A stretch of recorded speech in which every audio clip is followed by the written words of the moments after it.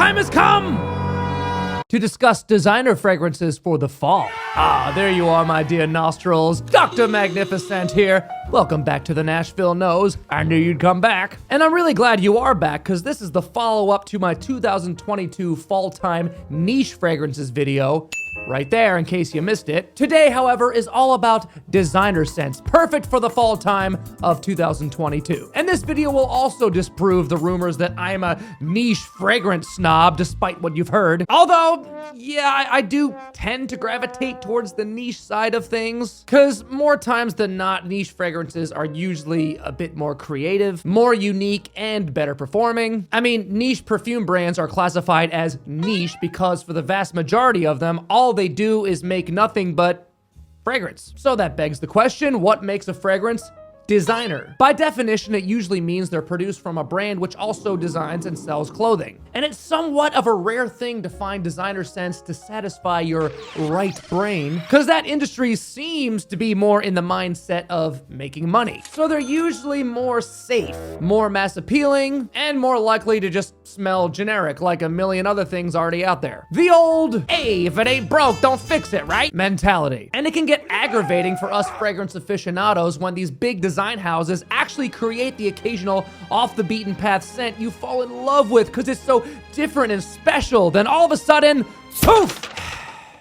Discontinued. But here's the thing, I get it. These big companies are looking at their quarterly earnings and net profits. The numbers don't lie. And they're gonna give the chop to the ones that don't fly off the Dillard's shelves. Understandable in a competitive market, heartbreaking to the hardcore fragrance lover. But there's great news! That doesn't mean there ain't some designer gold out there. I have 10 designer fall scents for you today, in my opinion, are 100% designer gems. With the perfect balance of easy likability, because we all want to smell good, duh, and artistic uniqueness. Yes, it is possible. And we're gonna slide into this hot list for the cool weather. But first, subscribe. You know you want to. You just want to party with the doctor all day, all the damn time. You know you want to. You better hit subscribe right now. Subscribe right now or I'll punch you in the neck. Oh, sorry. This is not a violent channel. We will not do that. But we would still greatly appreciate it if you would become an official nostril, join the party, hang around a bit. It's really fun over here. I promise you that. I mean, a lot like perfume, fun is subjective, so I guess you be the judge of that. But in my opinion, yeah, it's a blast. Maybe I'm a bit biased, I don't know. Okay, 10 solid gold designer scents to smell above the average crowd in our current autumnal season. Grab that pumpkin spice latte, sit back, relax. The doctor is now in. Starting with a quintessential designer fall scent, Oud Wood from the private line of Tom Ford. Okay, there's some debate on whether the private collections fall into the more niche category, while there's no debate that the Tom Ford private blends have undisputed luxury niche quality. But I'm going by the rules here. Tom Ford is a design house. Private or signature line, it counts as a design house. Fight me! But I also agree with the other side of the argument. This could have also been a contender for my niche list. So I guess it just depends on where you think they lie. If you got an opinion on the matter, you know where to put it. They also carry a niche price tag. Regardless, Oud Wood is absolutely incredible, much like nearly everything from Tom Ford. It's so very elegant, as if it literally exudes confidence. Makes a bold statement with that oud in there. But it's a smooth and easy oud, not a stanky, barnyardy one. It's another perfect gateway oud scent, like Royal Oud by Creed, which I mentioned in my fall niche video. Brazilian rosewood adds a nice rich woodiness. Cardamom and Szechuan pepper give it a nice spice. Vetiver and amber give it some warmth and maturity. And we get just the most subtle touch of sweetness from vanilla, tonka bean, and sandalwood. It's one of Tom Ford's OGs, a massively loved scent DNA. The only negative about Oud Wood, at least in my experience, is its performance. It does okay with longevity, but when you smell it, it makes you think it will last longer than it actually does. So to some, that may be a factor which would make it not worth the asking price. Over the years, it could have been reformulated and watered down. To me though, I love and respect the scent profile way too much to not have it in my collection. Dior Homme Intense is always in my fall rotation. I feel like since the invention of the original Dior Homme, it seems like it's had a big hand in pushing the designer trends towards the note of iris. In my opinion though, I do prefer Dior Homme Intense over the original, because first of all, it's an eau de parfum rather than an eau de toilette, so it performs better, it's just overall warmer and more complex, but instead of cardamom, it uses ambrette, or muskmallow, the seed oil from the flower, which has a musky, amber-like animalic aroma. Also a nice juicy pear in the open and a very handsome cedar backbone, and it was the first one I ever owned from the line. Another designer usual suspect is Givenchy Gentleman. I own the original eau de toilette and the eau de parfum, but out of the two, I find myself reaching for the EDP more often, which isn't a huge surprise if you've been following me. So that's the one I'm featuring in this video today. Not to say that the EDT isn't great on its own though. The Gentleman line also has a gorgeous powdery iris theme throughout. I also love the use of black pepper in the EDP, as well as that sweet vanilla, tonka bean, cinnamon, clove, orris. Then some patchouli and tolu balsam, adding some depth. Tolu balsam, which has a bold and sweet, ambery, balsamic flavor with some animalic facets. And whatever that does to this scent blend, it works. For the price of this one, it's a lot of bang for your buck. As well as Armani code Absolu, another lifelong staple of my designer fall rotation. This is lower to mid price range designer perfumery at its finest in my view. It also has a powdery feel, but not from iris. This time we get green apple, green mandarin, nutmeg, carrot seed, orange blossom, sweet vanilla, and of course, that nice velvety Armani code tonka bean in there. But then I love the addition of suede and woods, supplying a little roughness in the base. Gorgeous, gorgeous, gorgeous. This is the one in the entire Armani code line, which most fragrance lovers claim as their favorite. I plan on exploring this entire line, but I have a feeling this one will be tough to beat. Another fragrance which makes it to #1 on a lot of people's ranks. From Azzaro's Wanted line, this is Wanted by Night. A beautiful scent blend with a fantastic use of tobacco, and one I would have never known about if it wasn't for Dallas over at Chaos Fragrances. Shout out to you, Dal. If you haven't subscribed to his channel yet, check out Chaos Fragrances. The dude's a fragrance genius, and he's like 10 years younger than me, so you know what? F you, dude.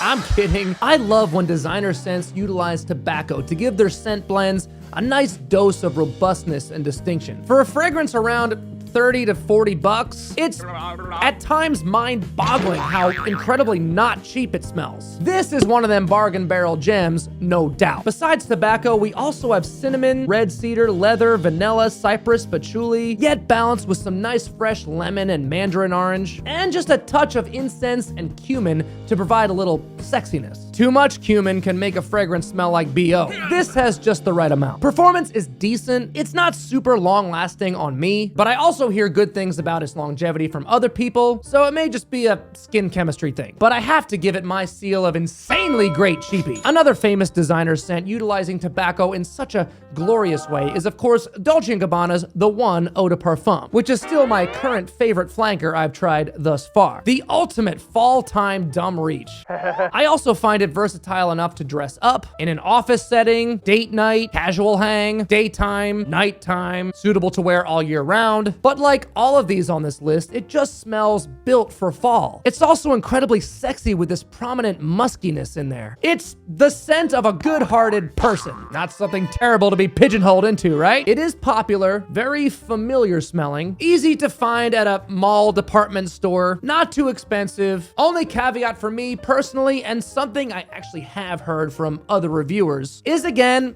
performance. Just not as strong as I would like it to be. I wish they would come out with a parfum, but of course some may prefer something more subtle. So my recommendation is don't blind buy, give it a try. Okay, so all of those I just mentioned are great examples of fall scents I've been using for a while now. But from here on out for the rest of this video, everything else on my list are new additions to my collection I just recently discovered and acquired, and for some reason, instantly fell in love with. I don't know what happened, but I've had a string of hit blind buys recently. Thank you, blind buy gods. It's all thanks to you hitting the like button and dinging the bell and subscribing. Moustache Eau de Parfum by Rochas has become an instant fall time fave. I found it mega cheap on a discounter, found nothing but positive reviews, so I pulled the trigger. I kept hearing how similar it is to Yves Saint Laurent's Tuxedo, which is hard to find at a non-sacrilegious price. But this guy right here, incredible. I actually A/B'd this with a sample of Tuxedo in my first reaction video for this, just to compare the similarities and differences between them. Check that out if you want to know more about these two by comparison. They both have vanilla, patchouli, and rose, and that's about it. Moustache also has mandarin orange, pink pepper, cedar, and benzoin. It's funny though, when I heard the name and saw the bottle, I was expecting a fougere-like scent. But it's very warm, masculine, upscale, yet a little dirty from the patchouli. I love the way this one is blended. I think it's also a lot of bang for your buck. This next one though, is actually from Yves Saint Laurent, but from the L'Homme line. A line I just recently started diving into. And after some hits and misses, L'Homme L'Intense actually turned out to be a pretty decent blind buy. It took me a little while, but now I'm starting to get into it. Get into it, yeah. If she ain't got a butt. Get into it, yeah. It's nothing spectacular or all that special for perfumery aficionados like myself, but I always want to include some for those looking for just a good, simple, familiar, mass-appealing designer scent. And this is great quality, no trouble there. And just interesting enough for me, but still on the more typical side. Nothing wrong with that sometimes though, when I'm in the mood for it. It's been compared a lot to Paco Rabanne's 1 Million, and I kind of agree where it has some of that sweet, bubblegummy, clubbing-like youthful thing about it, most likely coming from the combo of benzoin with citrus and black pepper, but still smells above that when it comes to quality, in my opinion. And as it dries down, it loses some of that juvenile, cloying sweetness. It mellows out while the artemisia, suede, woods, and ambergris start to make their appearance. I do wish it retained a little bit more of the original L'Homme scent DNA. Instead, this one has a lot of familiarity with several other flankers, which there are a lot from this line. The more I explore this line, the more I notice a lot of the scent profiles tend to overlap. So between the redundancy and the relatively meh reaction from the public, the future of this particular release seems unsure. Nonetheless, it's nice, ideal for fall, performs okay, and I'm glad I could throw it in this list to give you my 2 cents on it. Emporio Armani's Stronger With You Absolutely, on the other hand, was a certified blind buy win for me. Stronger With You is another line I just recently started digging into due to all the hype. I finally got lucky and found this one on a discounter that wasn't completely sold out, so I swooped in and snatched it. It's a line famous for having a chestnut note at its core, and absolutely has a nice amount of that. It's like a sweet roasted caramelized chestnut. Warm, deep, well-refined, slightly boozy with a nice rum note, sweet from vanilla, a little brightness in the spectrum with the use of bergamot and elemi, and just a touch of some slight green herbal elements from patchouli, lavender, and davana, which is described as a sharp, bitter green balsamic note. The fragrance is technically classified as an amber fougere, and if you're curious about what fougères are, you can always check out my fougere video. That'll tell you all you need to know. It certainly doesn't smell like the traditional fougere barbershop shaving foam type scent, but the greener, earthier notes start to actually make an appearance as it dries down. I think that's what's so cool about this fragrance. At first impression, you think it's just gonna act like a typical designer, stay pretty linear and not change or evolve on the skin, but this one actually really does. After wearing this for a long time, and it does last a good long time, I was like, oh, okay, I can kind of see where this would be classified as a fougere. Performance is also a beast and a half. When I did my individual review on this, even after I finished recording, it still lasted all day into the night. And even after I showered and washed it off, I could still smell it on my skin. I think that's the true test of a fragrance longevity. After you wash it off, if you can still smell it. My poor girlfriend, Emily, even after we got into bed, she's like, oh my God. Perfect for later in the fall as it gets much cooler. Good for winter as well. Splash this one on next time you and your loved one are snuggled up by the fireplace. Even if you don't have a fireplace. Next time you're snuggled up by the microwave. It won't matter. They'll just want to bury their nose in your neck. Sexy, sweet, boozy, delicious, and addicting. And last on this list, we're gonna throw out a bit of a curveball. Again from Armani, from the Acqua di Gio line. Oh, okay. I can hear all of you yelling through your screen right now saying, "Wah!" Acqua di Gio is an oceanic, beachy summer scent line. Why would you put them in a fall list? Where I say, calm down, calm down. Yes, Acqua di Gio is very summery, very oceanic, very nice and light. Well, not to worry, my very intuitive stickler nostrils. This is Acqua di Gio Absolu Instinct.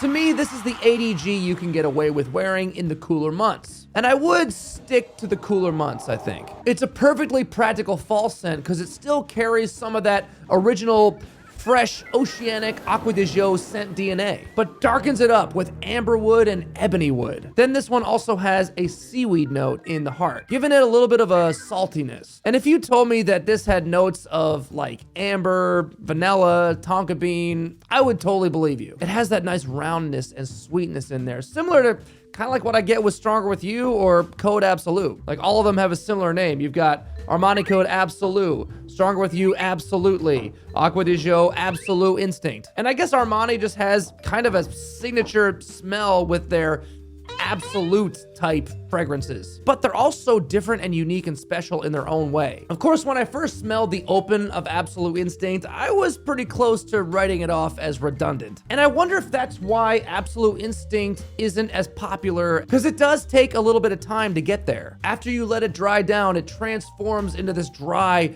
dark, woody, sexy, nearly niche-like scent. But of course, if you don't know that and you just go to the mall and spray it on a paper test strip and just go, oh, I don't know, you never even gave it a chance. That's why you have to test it on your skin. How many times do I have to say it? Sorry, veteran nostrils, that was for beginners. I'm really glad I own this one for when I'm craving the perfect for fall version of that world-renowned ADG DNA. Check out my buying guide for all the Acqua di Gios I currently own right here if you want to get my take on all of their current top flankers. And that will do it for my 2022 designer fall list. I also would like to thank the person who designed that subscribe button. Why don't you push it to show your appreciation too? And while you're there, you might as well hit the like and bell buttons if you would be so kind. Those are also nicely designed. Don't stop there. Send this video to all of your fall time pheromone challenge friends and family members. And let's get interactive in the comments section. I want to hear your thoughts on any of these mentioned if you've ever smelled them. And also tell me what designer scents you're going to be rocking this fall. I love getting your feedback, my wonderful nostrils, because it's not a fragrance channel. That's right, it's not. You think it is, but it's not. What is it then? Y'all know it's a community. And get your autumn bottoms back over here next time for some more pure fragrance content gold. As gold as the golden leaves in the trees. Have a wonderful fall. A wonder fall. You're my wonderful. Okay, no singing, I promise. Watch football, carve pumpkins, eat turkey, drink beer, or non-alcoholic beers if you're not of age. And of course, stay smelly. See you back here for the winter list. The doctor is out.